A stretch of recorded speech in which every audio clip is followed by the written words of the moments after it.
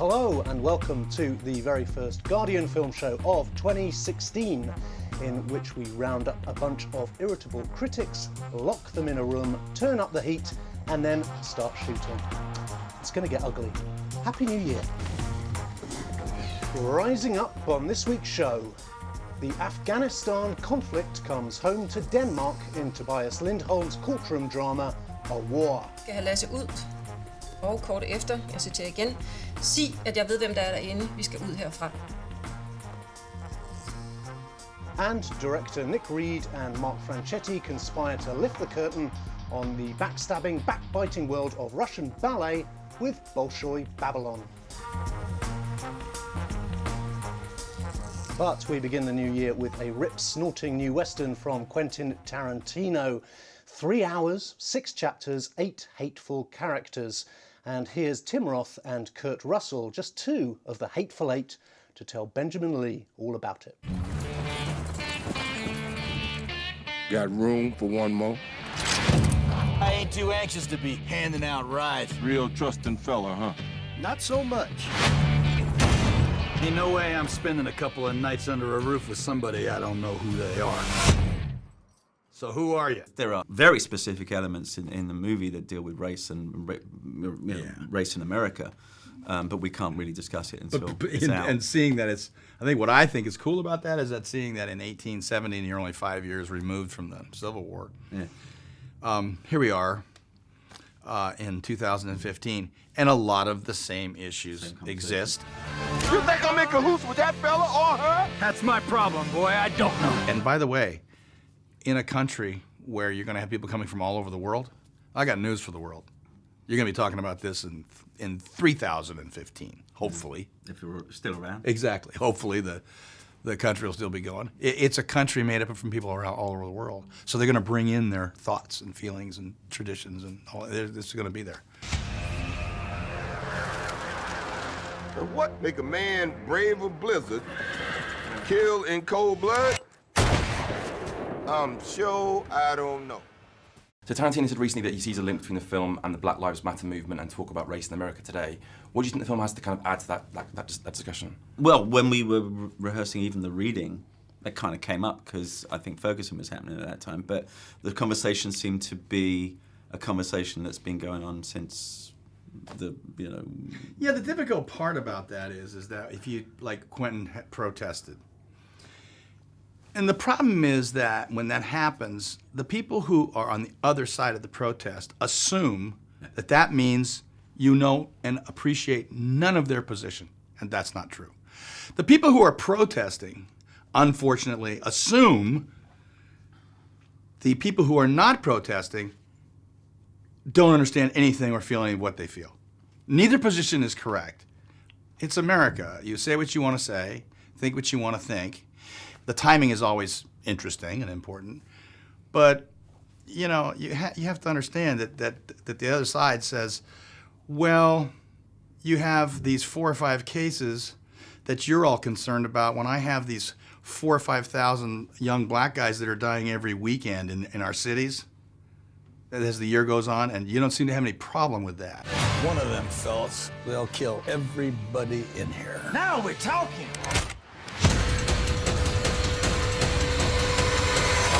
Let's slow it down.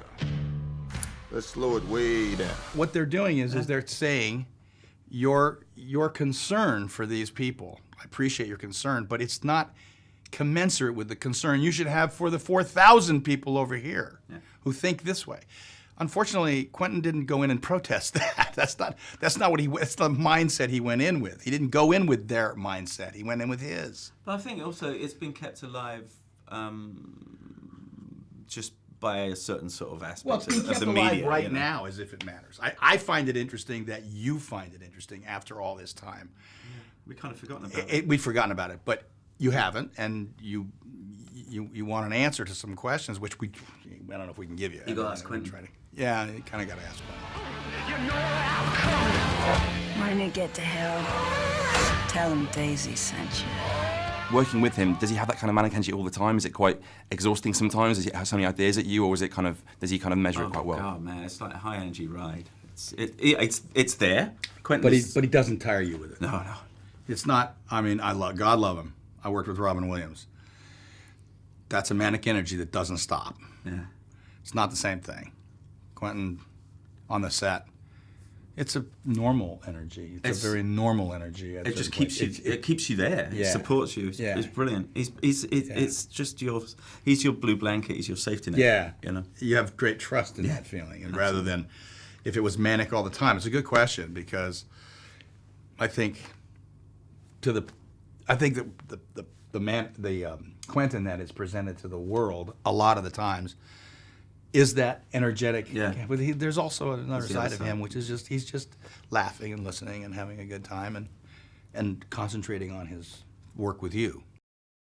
Joined at our own version of Minnie's Haberdashery by Peter Bradshaw and Benjamin Lee. Peter, did this one have you bouncing off the walls? It did, in a good way, in a way that I always hope for and almost always happens.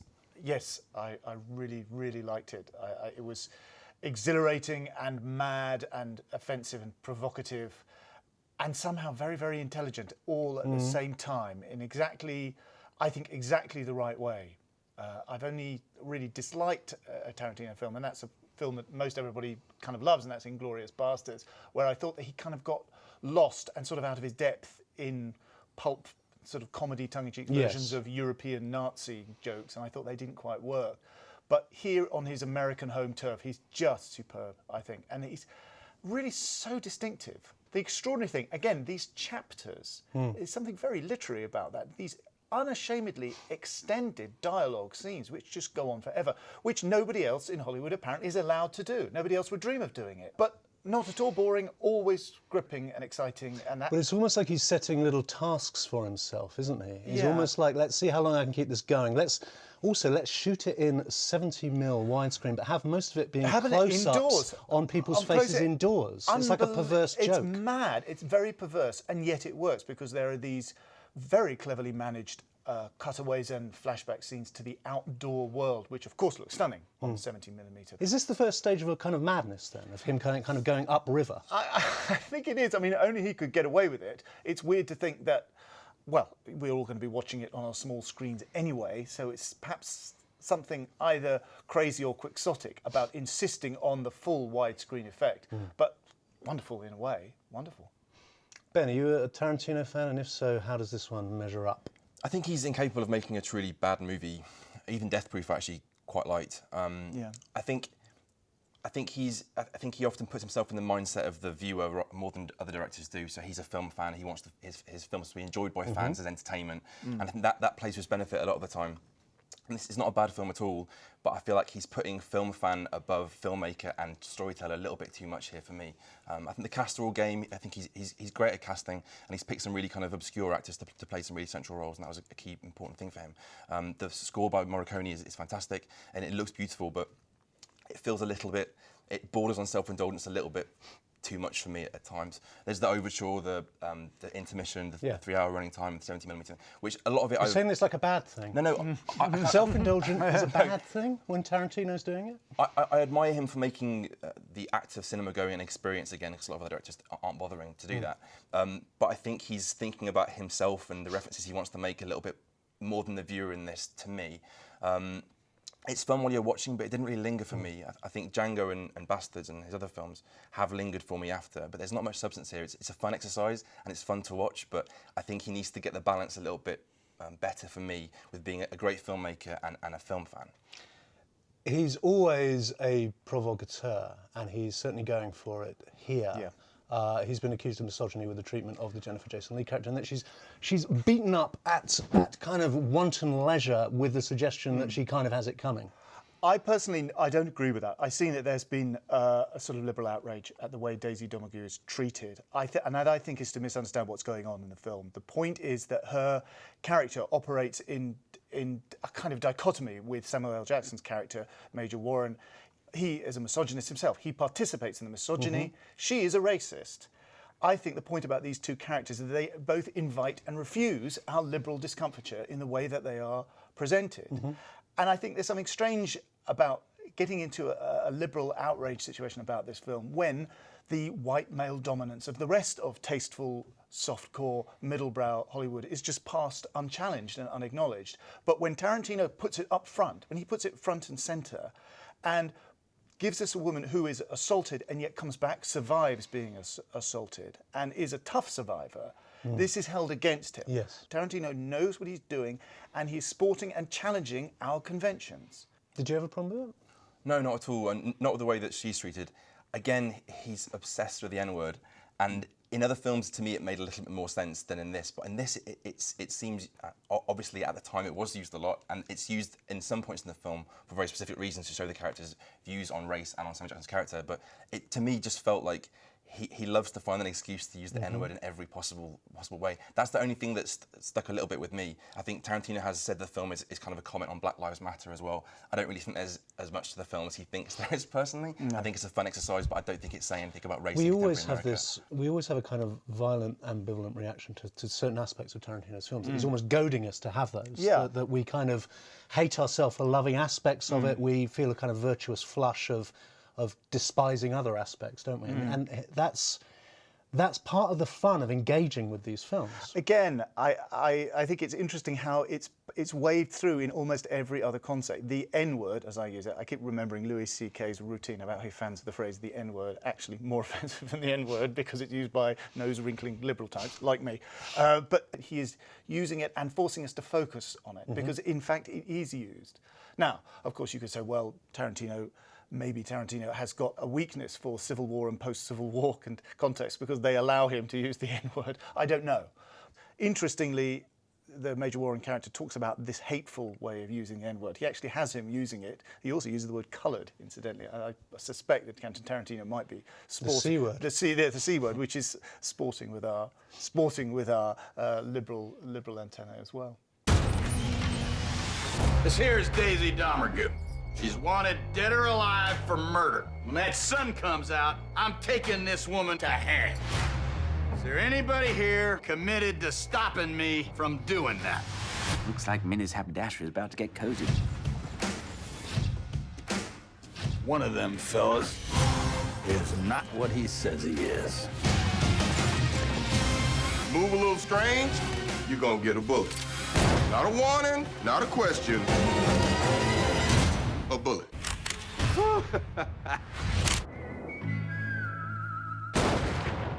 Overlong, overwritten, overindulgent. In a good way. That's Quentin Tarantino's The Hateful Eight. And our next film, though, takes us from the Wild West to the Wild East, and from the Bolshoi to the Bolshoi. And these links just get better and better.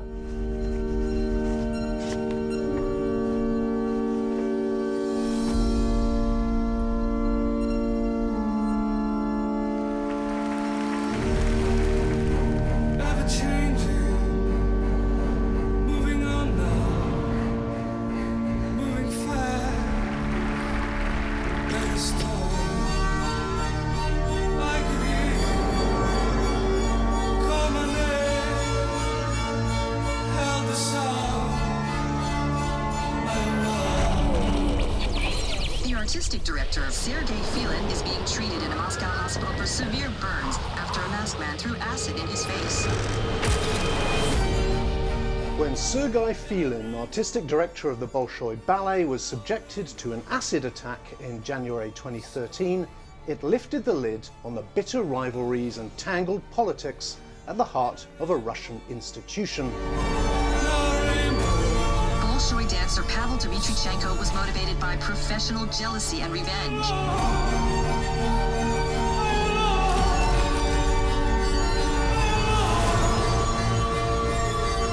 The future of Russia's world-renowned ballet company is at stake.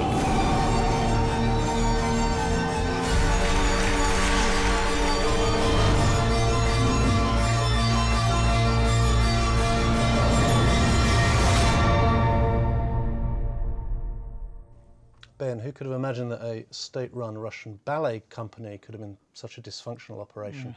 Exactly, yeah. No surprise there. But I mean, the surprise is as well that I think there's this dark side to ballet that unless you take Black Swan as gospel, I don't think anyone really thinks of ballet as having this kind of brutish side to it. And there's this great setup that you obviously talked about already, but Sergei Filin has this horrific acid attack that we all know about, and you get, it kind of lifts the lid, and for a while you see that there's promise for conflict and promise for all these dark things to be revealed.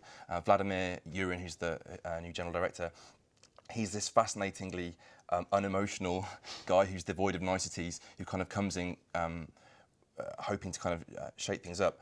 But the film kind of promises all this conflict and all these revelations and all this dirt, and to me it doesn't really deliver on it. It felt like watching the first episode of a documentary where they kind of say this is us setting the scene and more stuff's going to come up soon, but you know, there were all these insinuations but no real concrete revelations. So it makes sense to me that it's a HBO documentary in the States, because it's very much like watching a TV documentary.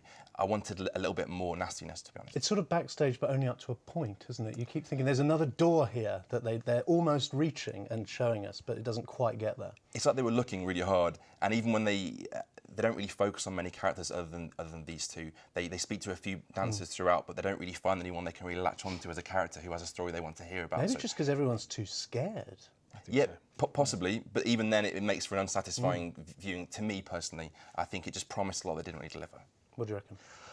I know what you mean. I found it very satisfying, in a way because of that. In a way, it didn't make it clear. It let you add 2 and 2, and I think I found it really intriguing because it was saying, look, when Dmitry Petrichenko, I think, the culprit, was arrested, there was no other suspect. He's a disgruntled former dancer.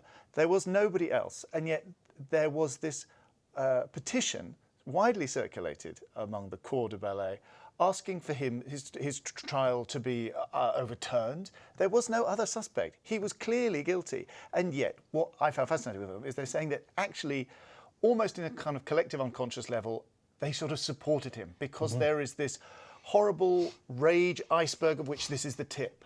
Everybody hates authority in Russia, and this is He's the like final the little avatar that they conjure up. Final pathological symptom. I mean, it's amazing. Think what would happen if the head of the Royal Shakespeare Company or the head of National Theatre got acid thrown in their face. It's amazing. I mean, it's absolutely horrifying. And there's lots of stuff going on in this film. Lots of currents and countercurrents. The film, I found myself thinking about, is Haneke's The Piano Teacher, which is about, you know, putting broken glass in somebody's pocket to make sure nobody ever plays the piano ever again. And they talk about that in the film. Yeah. They talk about putting pins in your ballet shoes. That the way in which classical music, apparently the repository for all that is beautiful and wonderful in the human condition, in fact, is generating, like nuclear waste, behind the scenes, absolute horror. And ballet even taking it to the next level. Yeah. It's about contorting the body, so there's a kind of inbuilt sadism or masochism to it. And there's this other thing going on, whereby this chap, Vladimir Yurin, is appointed over his head as the general manager. They clearly hate each other from some pre-existing professional quarrel, and he has this glasnost mission to open up and to ventilate the casting process, which apparently has caused this viper's nest of resentment. And yet that too is managed with this neo-Stalinist autocratic quality that he's just told to shut up. And they clearly, the Russian state clearly thinks that giving the filmmakers access on this level, and there's quite a lot of access, even allowing them to interview Dmitry Medvedev, that's quite a big name for them to interview, short of Vladimir himself. They think this is good PR, basically. And possibly, I think the tiny quarrel I have with the film is that it's complicit a bit in that Filin himself is a mysterious figure. He's never really properly interviewed to say what he thinks, because he's clearly terrified. He clearly thinks, well, this could happen again. So he becomes this very embattled and mysterious and enigmatic figure in his dark glasses. And you see him in these meetings, and his very presence, banquet at the feast, is making everybody very, very uncomfortable. So yes, I totally agree with Ben. It's not made clear, it's not made manifest, and maybe the filmmakers don't feel that they nailed it. But what I think they really did do was give you a real whiff of the poisonous atmosphere behind it. So I did like it, in fact. Is Peter winning you around to this? It's almost like a kind of Russian doll structure, isn't it? That basically the Bolshoi is the Kremlin. It's just the Kremlin. It is the Kremlin, yeah, exactly. Yeah, I mean, he's making a convincing argument, but I think when you actually watch the film and you take it as it is, I still think it feels like a failed opportunity to me. I was so into it for a while, and I wanted to see more, and that never really comes. And I think that it felt like they were looking for something that they couldn't really get to in the end for various reasons, but it didn't really work out. Я не знаю, я ухожу со сцены, мне каждый раз говорят: молодец, здорово, очень круто. Мне мое начальство говорит, но в итоге меня убирают. Что это такое? Я только что узнала, что я не еду на гастроли. Нафига я тогда тут стараюсь? Я могу сейчас на попе кататься. The beauty and brutality of Bolshoi Babylon, and after the Mexican standoff and the acid attack, there's really nowhere to go except out-and-out war. This is the new film from Danish director Tobias Lindholm. This is a war. Yeah.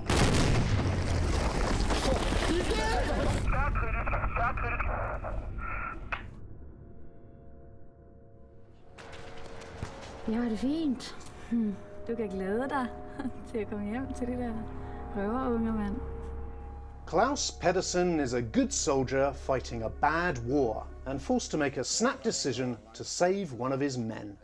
Now Klaus is in court, accused of war crimes. Is he innocent or guilty? Even Klaus doesn't seem entirely sure. Peter Lindholm and the actor Pilo Asbæk made a hijacking a few years ago. Yeah. And this is just as competent in its way, isn't it? It's competent. I have to say, I feel an overwhelming sense of déjà vu watching this. I feel like I've watched the Afghan war movie about half a dozen times, at least, in the last 6 years. Brothers, the Hurt Locker... I mean, everything, Kajaki, Armadillo, 2 or 3 documentaries that look exactly the same as well. I feel now that there are a series of dramatic stock scenes verging on cliche that they all have to have. This scene, the tense scene with the Afghan civilian, is he going to blow himself up? Is he a friend? Is he foe? You know, shouting, young, inexperienced guys, hotheads, trigger happy. Are they going to kick off? Long scenes on patrol, the horror of an IED, serious kind of gore. You're like a jaded old colonel. I am. You've had too many tours of duty. I had too many tours, and now I'm like Travis Bickle really about this sort of thing. They're all the same, and always the home front scenes. You know, guess what? The kids are acting up at school because dad's away and mum's keeping a lid on it. She's totally stressed. The home front scenes. I just think this film it's very competently made. It's very achingly liberally intended, but I just think I've just seen it before, and it just doesn't offer anything new. Could see from a mile away what was going on or what we're supposed to think. I have to say, I wondered about the thinking. I mean, one of the good things about the courtroom scenes was that I found my sympathies kind of swinging, in that I wasn't sure who I wanted to win. Yeah, I think Peter's being slightly hard on it, to be honest. I don't think it's a great film, but I think it's much better than a lot of the gung-ho American takes we've seen on the Afghan war. I think the courtroom scenes, like the first half, which is much more interesting, but the courtroom scenes are pedestrian in a way that I quite loved, because it gives it this kind of boring feel, as I feel those scenes would actually have. They're very sedate. Everyone's very polite. Yeah, and there's no huge dramatic moments. No, there's no grandstanding speech at all. It's all quite flat, but I quite liked that it was flat because it felt real, like a lot of the film did to me. I didn't find as many cliches as Peter did. I think the first half, the battle scenes are really well orchestrated. I think there's some really tense moments. And I like how usually when they go to war, you'll see the spouse as they leave and then when they come back. But I can't remember many times you've seen the spouse at the same time as the husband being away. So you do get slightly more depth to her role. She's not Sienna Miller in American Sniper. I mean, she's not the most interesting female character in a war film, but there's slightly more to her in the family scenes, which gives the latter half slightly more gravity, because you care about what happens to them at home. You didn't miss the baby from American Sniper. I didn't miss the baby. There were no plastic babies in this. So it's a very modest film. You know, I don't think it's one of the best films about the conflict, but I do think it's better than a lot of the films I've seen. There's much more complexity, I think, to it. Not enough, maybe, but like you said, I think that the latter scenes in the courtroom, I didn't really know what was going to happen in some scenes. I didn't really know who I really wanted to. Did I want him to get off? Did I not want him to get off? And I was a bit kind of unsure. They're all completely compromised. That either verdict is a bad verdict. But then I thought, this is all this is just an exercise in liberal breast beating, frankly. And I didn't find anything interesting in it really at all. Although I certainly agree, I totally agree with Ben that it avoids some of the Hollywoodized cliches. But I felt that this was a kind of... Replaces it with liberal Danish Basically, cliches. it was a sort of EU version of Hollywood cliches, to be honest. You know, this terribly, unimpeachably and impeccably liberal version of all this. And I thought, you know, so what? Når jeg får en melding, at der ikke kan bevilges luftangreb, men jeg ved, at det er det eneste, der kan redde mig og mine mænd, og jeg samtidig ved, at det luftangreb, det er fuldt ud berettet, så ser jeg det som en pligt at få det gennemført, overvalgt eller ej. Hvem fortalte dig, hvor fjenden befandt sig? Det husker jeg ikke. Det husker du heller ikke? Nej, det husker jeg ikke, fordi vi er under voldsom beskydning. That's Tobias Lindholm's A War. And that's it from another hateful but always grateful Guardian film show. My thanks to Peter and Ben. Our thanks to you for watching. So much gratitude, so much hate. We're back next week. Hi. What are you doing here? I'm returning him to you. I don't want him anymore. What? He's damaged. He has no place else to go. He's been living in my house for 2 years. Oh, Dad, I'm so sorry. But, you know, Tony's living in the basement. Your ex-husband shouldn't be living in your basement. That's not the proper way to be divorced.